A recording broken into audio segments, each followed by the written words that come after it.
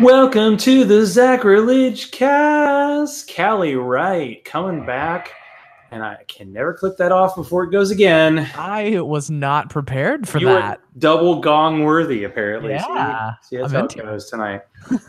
So now I have the glassware to go with the beer. So the dragon's milk in the dragon's milk glass. fantastic. And I am rocking 0 calorie Powerade because I am hardcore. Totally, you got to go with what you go. So I was thinking, you did a show recently about kind of like New Year's resolutions, and I was thinking maybe for a New Year's resolution I should stop doing out of context quotes because there are some guests. It depends on the guest. It works with some guests. It works with no guests. But I feel like with you, this works. This is a Facebook post you had a couple of days ago. Why, oh, why would you have a conversation on speakerphone in the bathroom? Got to be honest, I tried to fart super loud. Yep, yep. That's a thing that happened, and that's definitely a thing I did. No, I was in the bathroom at my day job. I walked in and I like sometimes if there's an emergency conversation that has to happen, I get it. Your kids are calling you, freaking out, something like that. But no, this was a person on speakerphone, and they were like gossiping about boyfriends. Wow, speakerphone. Okay, that's a new Yeah. level. Yeah, like not just a phone conversation, which is weird enough on its own, but like they were on speakerphone. And I'm pretty sure, like, because I'm a sound nerd, I heard, I was listening to the audio quality, and the audio quality sounded like FaceTime. Obviously, I couldn't see whether there was a camera going or not, but like just the sound of it sounded like a FaceTime call. And so I'm like, literally, like, is this person like on camera in the bathroom? Like you couldn't wait 45 seconds to a minute to get out of the bathroom to have that conversation. It's pretty I good Most Wi-Fi you got people, there. yeah, like most people at my job get hour-long lunches. So Yeah, that was like a new experience. Like the first time, and this is like 2 jobs ago. I feel like it was 10 years ago. The first time I was like in the bathroom, and someone took a call in the bathroom, and I could almost not hold like back my laughter. It was just like, I guess when you have the old flip phones, you don't even see who it is from, so you have to take it. Like now you can look and go, oh, I don't know this right, person, I'm out. Or right. click go to voicemail. I don't know. That's Not the strangest thing I've heard in the bathrooms at work, though. I think my favorite is I walked into the bathroom and like no way this person didn't hear me come in because it was a couple of seconds after I came in, and I hear from the stall just loud as can be, "I better start bleeding soon. I can't afford no other child." see. And I was like, "Oh, all right. Hoping the best for you, friend." Yeah, it has been a while. I think I had you on when the first Women's March happened, so that was probably like spring of 2017. So Yeah, that would have been like January or February a thing because or two have happened since then, but I wanted to yeah. get started with not kind of the traditional start, and I'm sorry, like between some kind of New Year's Eve thing, getting sick, and also like going to a football game on Sunday, my voice is just not recovered. So, I'll just have to have you talk a lot, which is totally cool. And that's what the guests, I mean, the listeners of this show want. So, first of all, how were your holidays? They were good, actually. I am super, super fortunate to have really great family on my wife's side and my side. So I mean, it was pretty like I don't want to say generic in a bad sense, but it's like what you would expect at family gatherings. Like we just like got together, ate food, played games, watched movies, exchanged presents, and it was very pleasant. Like it was great. And we took our new puppy to both places, and he was mostly well behaved, although he like very like slyly snuck up and stole food off my sister's plate when we were at my mom's house, which was like it was like one of those things like that's hilarious and adorable, but I can't condone it. Like you're not supposed to do that. Um, so yeah, it was actually pretty low key, but like really, really awesome. And then for New Year's, we stayed in. We had one of Celeste's college friends come over, and we played Mario Party and talked shit all night. After eating some raspberry chipotle chicken, so good. Is that the new like Switch version of that Oh for yeah. Mario Party? Okay. Mhm. Sounds good. Well, I wanted to talk to you. I don't know if you started the show after the last time we talked, but they say in podcasting, it's like potato chips. You can't do just one. So, what made you decide to kind of do a show different than the Gaytheist Manifesto, the queer side?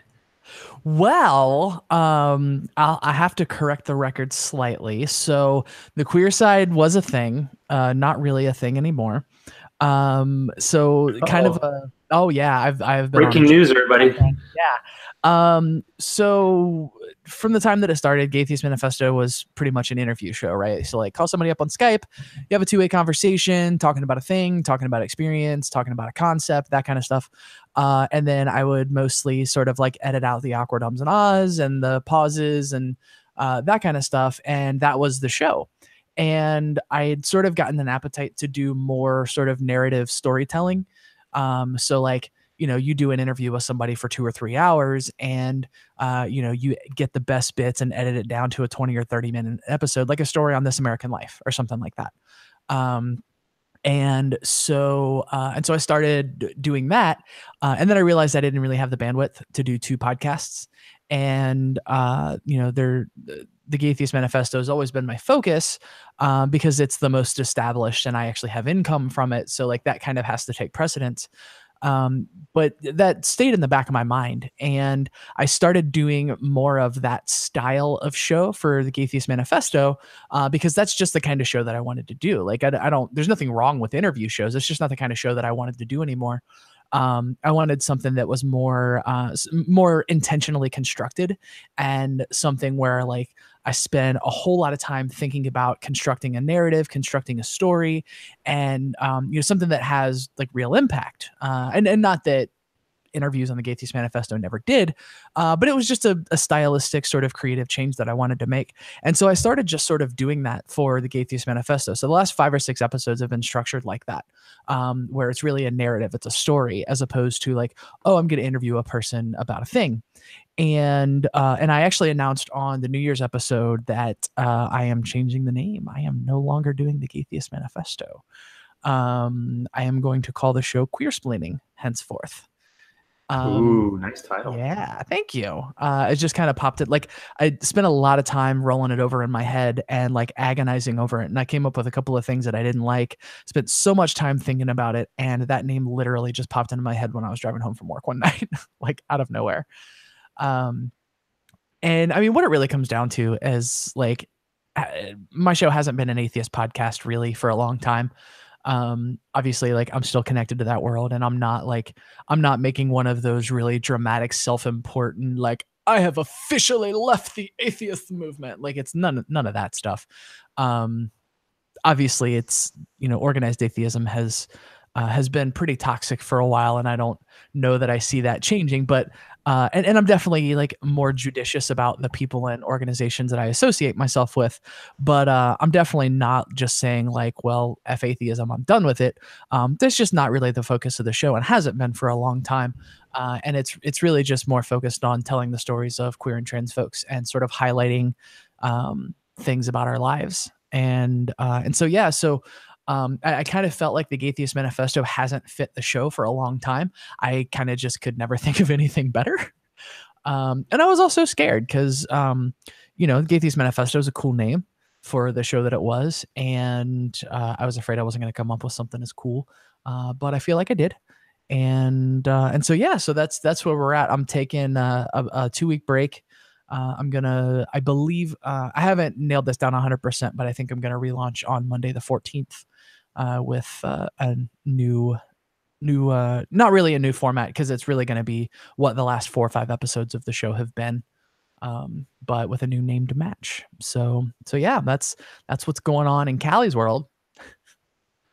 Well, good timing. I mean, the problem, I can't really say there's a problem with someone as awesome as Callie, and I'll talk about you in the third person, but just that you had so much content and I was like, oh, I need to listen to all these shows. And I didn't actually get through your last episode of the show formerly known as Gaytheist Manifesto. So I didn't hear that part, but you know what? It kind of works better in that way.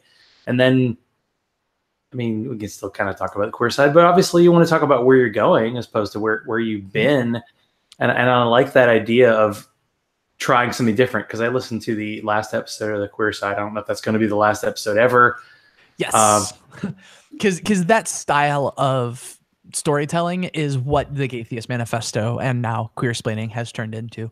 So I might actually re-release those episodes in the feed for the new show so more folks can hear them, because I love those stories.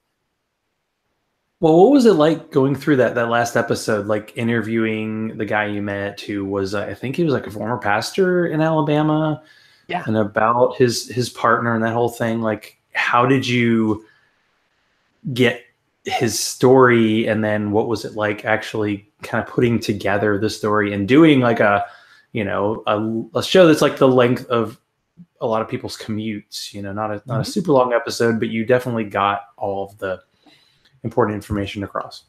Yeah, that was a heavy night. So my friend Zandy, Zandy, and from Mhm. Alabama. Yeah. I met him through her because they do work together, and she told me about his story, and I got in contact with him, and I was like, oh my gosh, like I would love to interview you and hear your story. So I actually went to Alabama, and we went to his house and interviewed him. And we came in and we started talking. He made us popcorn, which was awesome. And we had a little bit of wine, and we were just kind of talking. And then I kind of started pulling out my gear, and I was like, are you ready to go? And I have a kind of a spiel that I go through before I interview people, especially about sensitive stuff. And I kind of go through like, I tend to dig really deep. I'll ask very, very personal and invasive questions, and you are not under any obligation. Like, this can stop at any time. If you need to redirect, that's totally fine. Like, just tell me where you're at. Tell me what you need. Um, but I want to know your story, like the whole thing, the real thing. And he said, well, before we get started, I have a couple of things I want to show you. Cool. Okay. And so he gets it. We're sitting in his kitchen. It's this really, really old, really beautiful house in Montgomery, Alabama. And he gets up and he comes back, and he's got some papers and a bunch of picture frames in his arms. And he sets all the stuff down on the table, and he sets up these pictures, and it's pictures of him and his husband.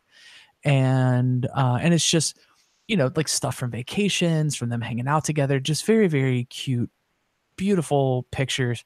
And then the papers were all things that he had written in his grieving process. And some of them were poems, some of them were he would write down what he felt like saying to his husband that day. So something like, well, I tried to put your shoes away and I couldn't bring myself to do it, like that kind of stuff. And so that just kind of set the tone. And Because then the I just episode, sorry to interrupt, but it was yeah. about a gay couple in Alabama that had to get married because this was before the Supreme Court made the decision. Mhm. And then the guy's partner died. Mhm. And you're talking about kind of that what happened there, and then like legal process after the fact, and Mhm. not being able to get a settlement for the accident, that kind of stuff. Yeah, yeah, and our good friend Roy Moore plays a part in the story. Um, I know. it was Yeah. I think they went to Massachusetts to get married, and then his husband was in a car accident, and initially the hospital wouldn't tell him anything, because obviously he had a marriage certificate, but that wasn't legal there, and you have a nurse who's scared to death of violating HIPAA, by giving out information to somebody who's not legally entitled to that information. um, and eventually they got the right people involved, and they just told him like, yep, he died. And so part of the fight that they had is they were one of the actually the first big court battles to have their marriage legally recognized for death benefits. Because I actually think a lot of people don't necessarily know that the Obergefell case that went to the Supreme Court, what started that case was that Jim was trying to be recognized as his husband's spouse legally on his death certificate. That's how the whole thing started, and that was exactly the position that Paul was in with his husband.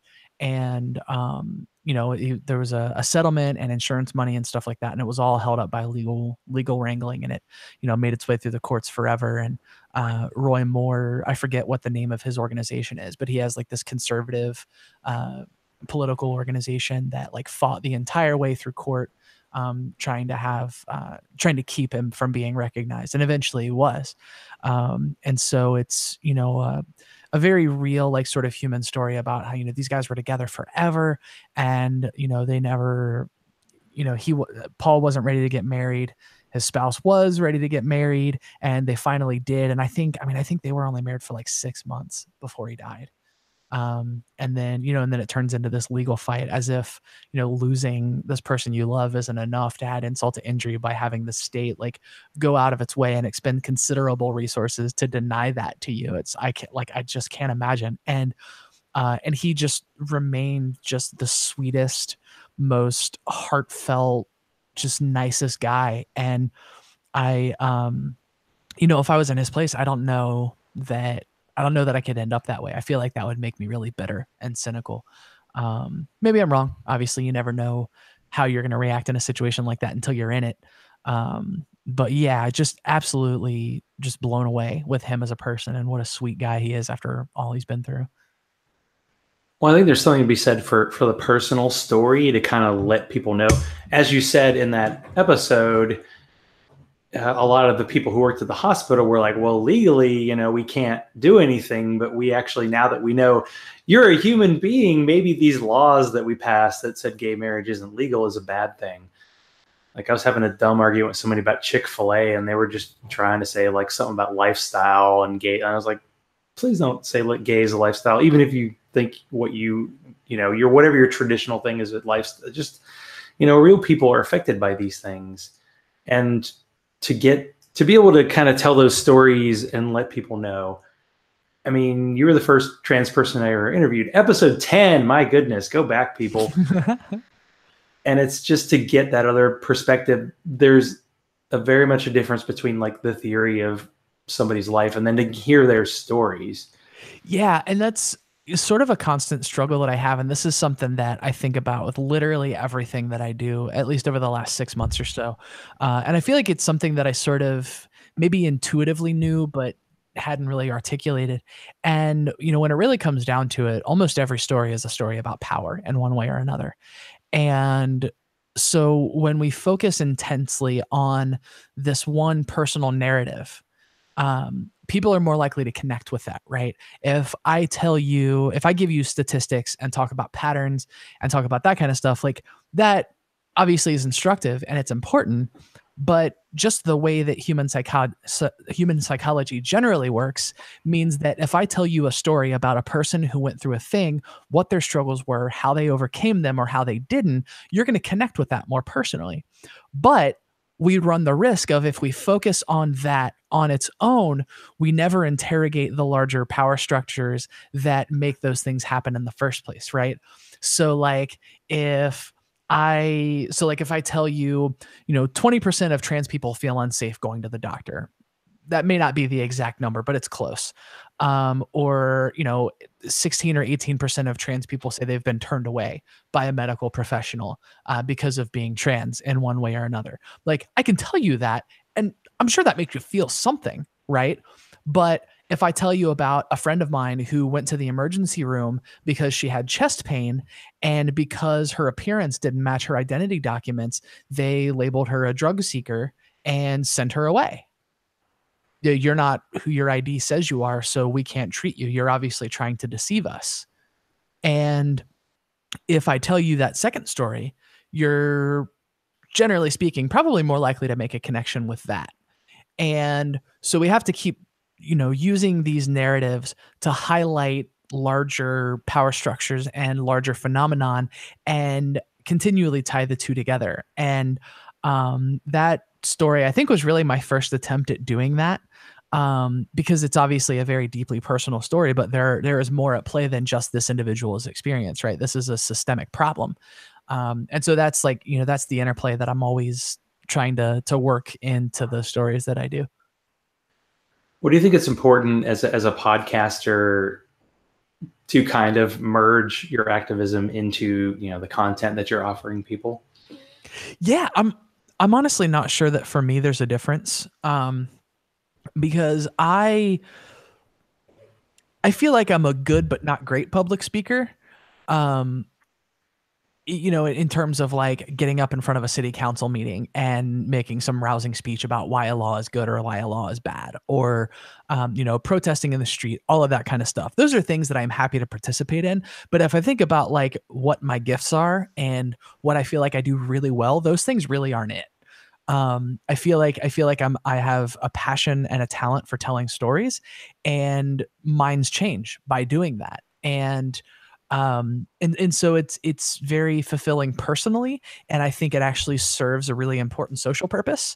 And so for me, um, I don't know that there is a separation, an explicit separation between the two, because it's something that's always sort of in the back of my head. Because I feel like there's sort of a dual purpose in what I do. Because a lot of people ask you, like when you're doing podcast marketing and stuff like that, like you got to define your audience, you got to figure out who your audience is. And just sort of anecdotally, what I've found is that, like, generally speaking, it's cishet folks who are interested in being allies. They want to know what our lives are like, and they want to know how they can help. And the other side of that is queer and trans folks who want to hear their stories told by someone who doesn't see them as a commodity. And, they want to hear more than the soundbite coming out story, or like the torture porn or inspiration porn. Like, they want to hear real stories told. And I think both of those are important, right? So one is sort of pushing social change and helping to change hearts and minds, and the other is just sort of making people feel like they have space in society, making queer and trans folks feel like they have a place to go. Like, they can go listen to my podcast, and that, like, even if obviously a lot of the stories that we tell are really heavy and they're about sad things, but there's never going to be a time where the premise of the show is like, are trans people really human, or do gay people really deserve rights? Like, people know they're going to listen to the show, and they're not going to hear someone validating a point of view that marginalizes queer or trans folks. And I feel like that's just everywhere. Like, it's in so many of the podcasts that I listen to, and a lot of it's well-intentioned ignorance, right? It's not that people are like actively like, gosh, are trans people really human beings? You know what I mean? Like, that's not the conscious thing, but it's like, well, let's have the trans debate, and that can be really exhausting for a lot of folks to hear. And so, yeah, so I don't know that there's an important distinction between the two, if that makes sense. I feel like they're both part and parcel of what I do. And you do it so well. I think I'm going to have to include well-intentioned ignorance as like a tagline. But the tagline for when I talk, not when my guests talk, I feel like I need to make a distinction there. Oh boy, it's just so much to talk about. But I had to mention, just because it's rare that my worlds collide, because I have like this football life, and then I have this atheist podcast life, and sometimes they collide, and they really collided. Because Arian Foster is a football player who played for the Houston Texans and played for a while, and then came out as an atheist. I think he came out after his career is over. But he started doing a podcast, and when he wanted to talk about trans issues, he obviously found the best. So he brought you in to do an in-person interview in Houston. So what was that experience like? And is it tough? Because you did a great job, but can it be tiring to kind of do the kind of trans 101 discussion with people? Or do you think just, hey, this is marketing, I just have to keep getting the message out? Yes to all of it. So it was really cool. Like, he had posted on Twitter just saying like, I'd love to have a trans person on my show because I have questions and, things that I want to, I'm trying to learn and I have questions. And he has an atheist audience because he came out as atheist. And obviously I have an atheist audience. And so, people started tagging me in tweets like, hey, you should talk to Callie. Hey, you should talk to Callie. And so I followed him and realized that he didn't have his DMs turned off. 600,000 followers on Twitter, and his DMs were still on. Brave man. So I just sent him a DM, and I said, hey, like, I saw your tweet. That's kind of what I do. If you're interested in having me on the show, I'd love to. Here's my podcast. Here's the stuff that I talk about. So yeah, if you're interested, I'd love to do it. We chatted back and forth for a little bit. We, worked out timing and stuff like that. And yeah, he got me a plane ticket, flew me to Houston. We set up in his totally decked out podcast studio, which was just, oh, I was so jealous.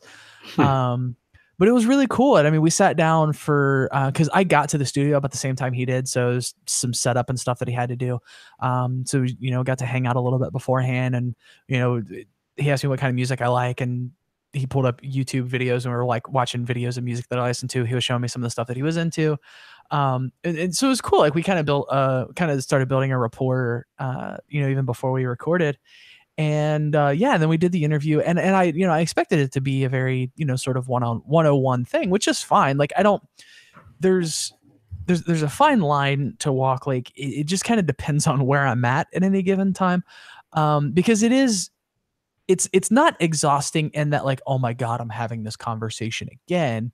But it does come a point where it's like I'm arguing my humanity right now. And it's with someone like Arian, that's obviously not the perspective that he was coming from, right? He's just like, I don't know what's going on and I want to learn, which I 100% respect.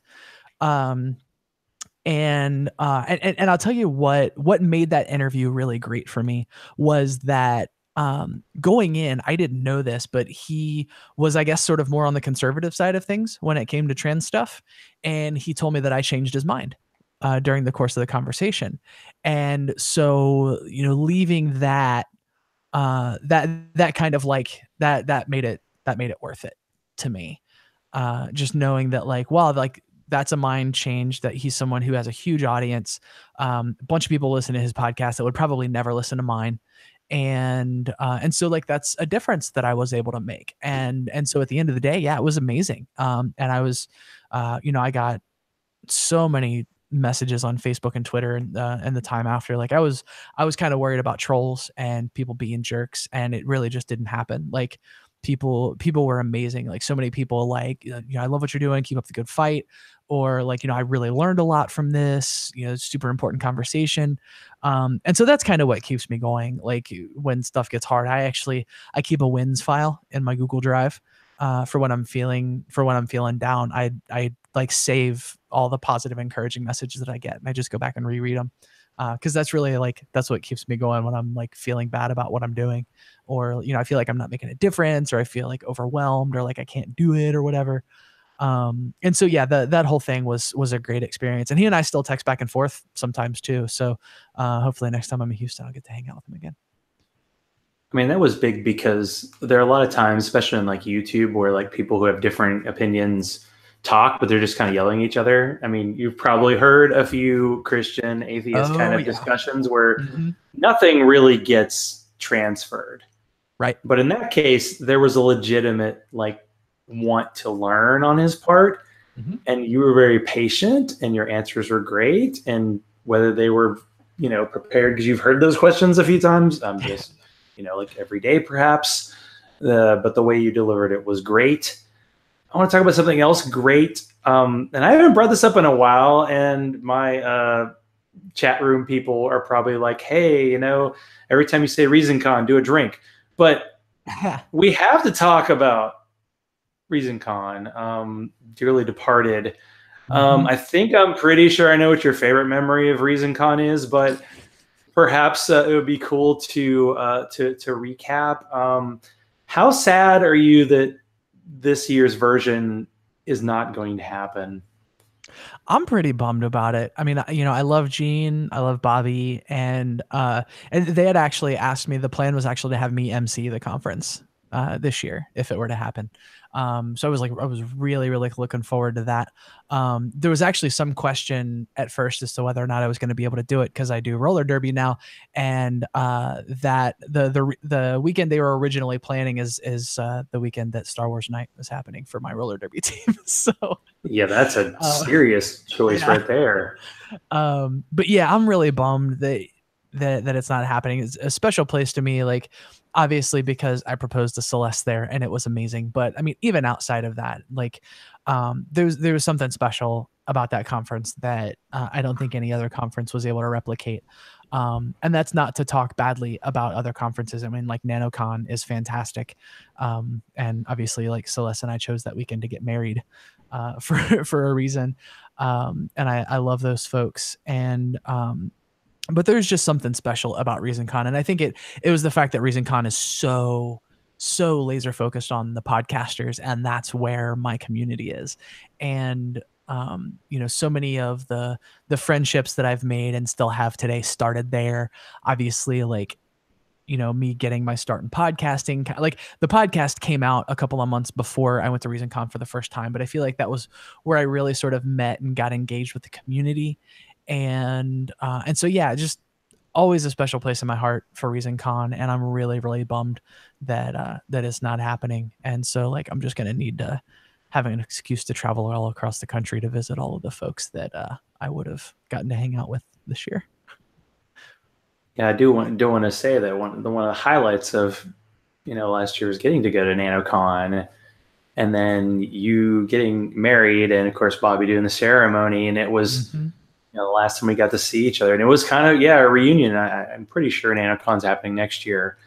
But what was it like putting together the wedding and trying to get all the people together that you could? It was like a mini kind of reunion as well. On the farm, there were all kinds of animals there.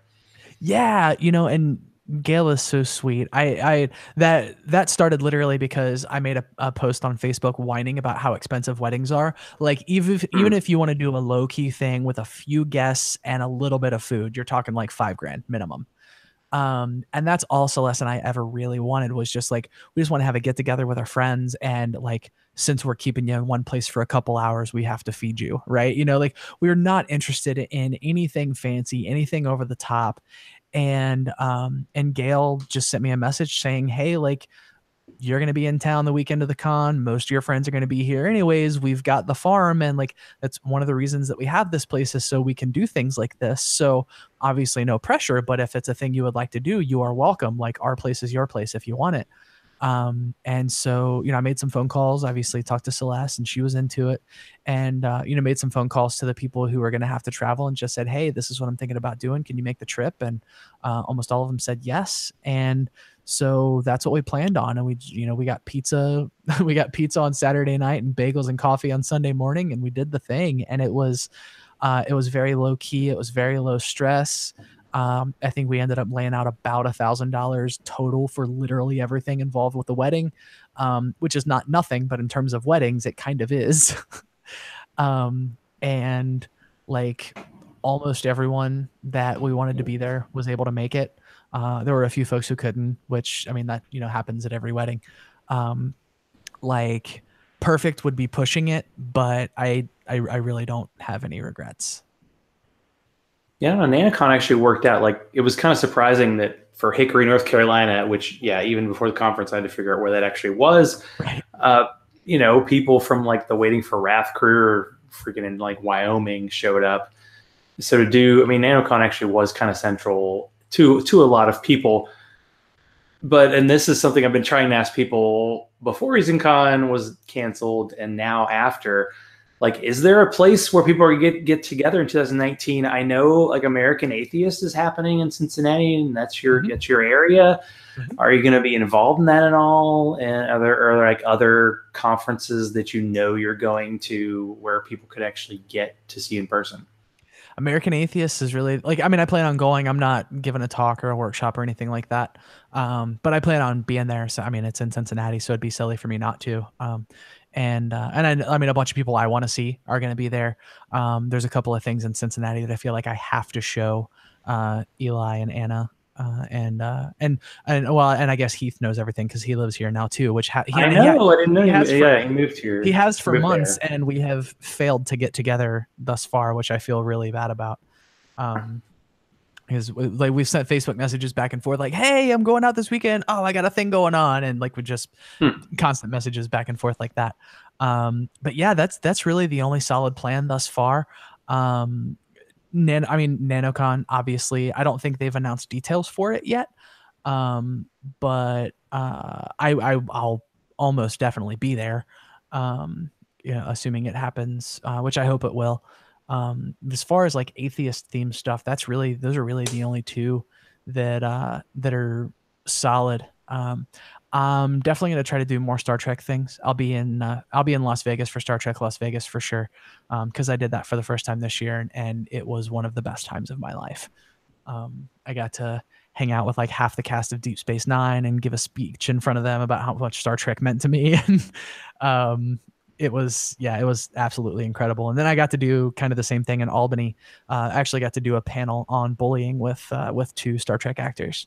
And so that, yeah, I also got to get on stage and sing a Klingon song with my favorite Klingon from Star Trek, which is just an absolutely surreal moment.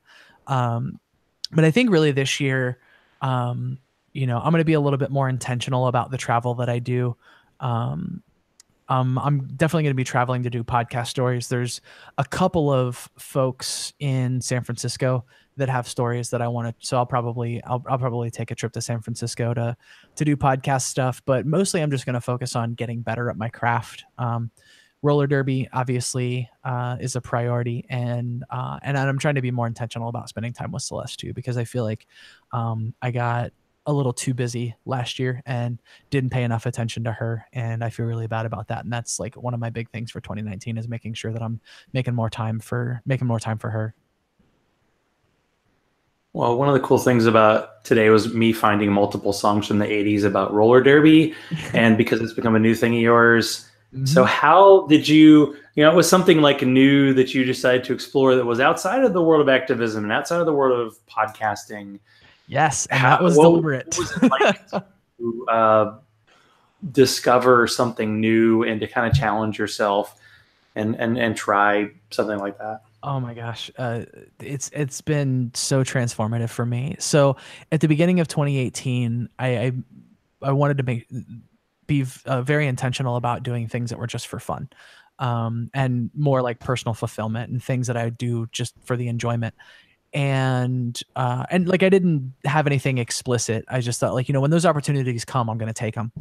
And I had also been thinking, I had weight loss surgery, I lost a bunch of weight, and at some point going to the gym doing the same workout over and over again gets boring. And so I thought, I should probably find a sport to play if I want to stay in shape and keep getting exercise and that kind of stuff. And like, I just had that thought offhand, and I was like, trans folks in sports, controversial thing that might be kind of weird. But I've heard roller derby is a happy place to be queer and trans. And I didn't really think anything more of it than that at the time. And then some folks from work invited me roller skating. I went roller skating and I had a hell of a time and realized that I was like okay at it. I was definitely not good, but I was okay. Like, I wasn't, on my ass the entire time. And I mentioned something to I'd mentioned something on Facebook like, oh, I went roller skating, and I had like 3 or 4 people immediately like, roller derby, you need to try roller derby. And there's 2 teams in the greater Cincinnati area. One of them has an open practice every Monday. And so I started going. It was absolutely terrifying. But I started going, and they had a pretty big beginners group at the time, which is nice. And yeah, so I was just like, I'm going to do this because it sounds like fun. It's a hell of a workout. Oh my God, it's a hell of a workout. And I've been like welcomed with open arms. I've made lots of new friends, and like, it's cool to do something that like it is fulfilling, like on a deeply personal level. It's not just fun. I've learned a lot about myself. I feel better about myself, setting goals and accomplishing them, and going into something like really not sure of whether I can do this and figuring out I can. Like, that's been really, really good for my mental health. But it doesn't feel like work. It's something that I do like with so much joy, and I look forward to all the time. And it's been amazing to have something like that like, it is hard work, but it doesn't feel like work in the sense that like going to my day job or like producing the podcast does. And that's like, I feel like that makes it sound like I'm talking down about podcasting, but you probably know what I mean. Like, it's work, right? It's work that I do gladly, and it's work that I enjoy, but it is work. And roller derby doesn't feel like work. It just feels like something that's really, really fun that I get a lot out of. And I've made friends, and I've learned about myself and like progressed as a person. And so this will be my first season I passed tryouts and made the team like 2 months ago. and just the way it works, basically all of the skaters on the team have to redo their minimum skills to make sure that they still qualify before the season starts. And so I do that Sunday. So assuming I don't massively screw up on Sunday, this will be my first season. I don't know if I'll get rostered for a game or not. Like, obviously you gotta, when you pass tryouts, it means you passed your minimum skills, and they call them minimum skills for a reason. That doesn't necessarily mean you're good enough to play in a game. So, it'd be cool to get rostered for a game, but I want to make sure that I'm good enough first. So I trust the coaches on my team to make that call. So hopefully I'll play in a game this season, but if not, I'm still just like really looking forward to going to the practices and like getting good and getting strong. And yeah, it's been amazing. It's one of my favorite things. Well, you compared going to open practice to the first time you went to, I think it was a trans support meeting. Yeah. Mm-hmm. How important is it, whether it's, I'm an atheist, I'm gay, I'm trans, I'm something, creating community through going to these kind of meetings or anything like that?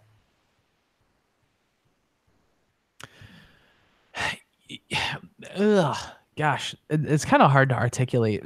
For me, it was just more like I desperately needed something in my life that I was doing primarily for myself. And what was difficult is like I've talked about it on the show a couple of times, so it's probably not a huge surprise to most people anymore when they hear it. But I feel like initially people might be surprised to find out that I get really bad social anxiety sometimes, and like new situations with new people in uncomfortable, like I get really uncomfortable and I get really, really scared to like talk to people and approach people and that kind of stuff. When I'm at a con or whatever, like I'm in my element and I'm among my people. So I'm like textbook extrovert, life of the party, everybody's friend kind of thing. But when I go to an environment where I don't know anybody and I'm really unsure of the situation, I'm really unsure of myself, and it's terrifying. But I pushed through it, and I did it because I knew, like I was like playing the tape forward in my head. So like if I sit in this parking lot, freak out, and decide to turn around and drive home, what's it going to look like afterwards? I'm going to be beating myself up for days over it. I'm going to feel terrible. And then, nothing that I'm trying to change about my life will change if I do that. And so just fight through the fear and go in and do it, because, the worst thing that's going to happen is like a physical injury, which, like, that's not to say that's not a bad thing, but like I have good insurance and I have high pain tolerance. So like it's not going to be the end of the world if I fall and like break my ankle or something, and so that's really what it's been for me. It's fulfilled that, the social, like I'm being social for the sake of being social. I'm not being social to like, promote the podcast, or I'm not social in the context of activism or anything like that. It's just like I'm meeting new people who love this sport like I love this sport. And like, I mean, we probably have other stuff in common, which I've found that a lot of folks do. A lot of people in Derby are very activist-y, social justice types, which is amazing. It's the gayest sport ever. And so, yeah, it just kind of fulfills another side of that need for community and connection with people. And in the context of like, it's very much like setting goals and accomplishing them. So like, here's a set of things that I have to be able to do to play roller derby. I can't yet. How do I do this? And practicing, and then eventually trying them, and like, oh my God, I did a plow stop. I've never been able to do a plow stop, and all of a sudden I can, it's just little stuff like that. It's done so much for my mental health, because that's sort of the place that I go in my head is like, oh, this is going to be a disaster. It's going to be terrible. I'm going to fail. I'm going to look like a jackass in front of all of these people. And then I just think back through, like, how many times have I thought that before in my head, and how many times has it ever turned out like that? And this is just sort of another set of evidence that, like, no, I can accomplish things, and I'm probably going to fall, and I'm going to end up with some bruises along the way, but like, I'm going to peck back up and keep going. And like, that sounds like a really cheesy, like, locker room football speech, but like, when it comes down to it, that's really what it's taught me. It's made me a lot less afraid to try new things and to like step outside my comfort zone and extend myself and sort of like take those leaps of faith. And like, I'm going to try this thing, and I'm really scared, and I don't know how it's going to turn out, but I'm going to do it anyways. And then another big thing with that was Patreon.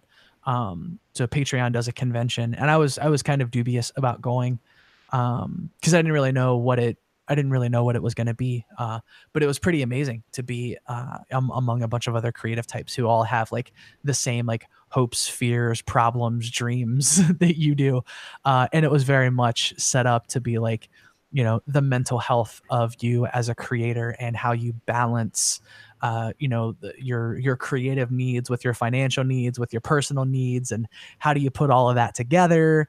And and so it's I've had a long series over the last year of things that are like, I go into it thinking like, oh my gosh, I don't know what the hell's going to happen. This could be a disaster. And like, I haven't always been successful, but it's never turned out to be a disaster. Like if I fail, I just like, oh, okay, that didn't work. I can move on and try something different. And roller derby has been a huge part of that. I think there's a lot in podcasting that I wouldn't be doing if it wasn't for roller derby teaching me that like it's okay to like step outside and fail. True. Now we reached the end. My gosh, this time goes fast. But now usually I've been asking my guests to tell a joke, but I feel like you have skills that, you know, jokes just don't quite cover. A particular set of skills. That is correct. Well, have you, I mean, you said you were learning like Klingon as your Star Trek. Like, did you do a version of like at the end of the Gaytheist Manifesto, you have a little saying at the end, or is there like a Klingon saying that you could share with the audience and then let us know what it actually means? Something that, you know, is, gosh, I know, pressure. You probably don't edit for this show, do you, since it's live? I had it after the fact, but the YouTube version will be cool. As it is. Cool. The podcast version, I can edit it, yes. Cool. Well, the viewers can. Will I? No, that's fair. That's fair. The YouTube version folks are just gonna kind of have to oh, is that for copyright type? No. I'm just trying to think of a good phrase to say. Okay, here's a good one.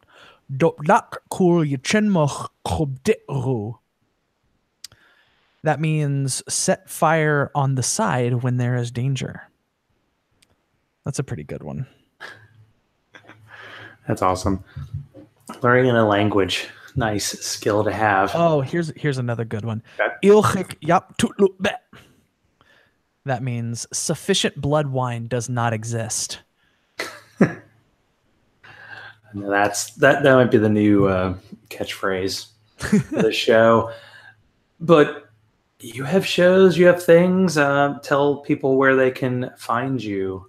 Yeah, so I'm in the middle of a rebrand. Everything on the internet still says the Gaytheist Manifesto. I'm in the process of changing all of that. So anyone who wants to find me still can at the Gaytheist Manifesto. And I'm also at Callie Gets It on Twitter and Instagram. And all of the Gaytheist Manifesto things will soon be switching to queer-splaining. I'm waiting to get the art back from the person I have commissioned to do the cover art. And once that happens, it's all going to change. So the Gaytheist Manifesto for now, queer-splaining very, very soon. Sounds good. Well, thank you for Callie for being on for the third time. Absolutely. Thanks for having me. It's always fun. And we'll say good night with that, but thank you.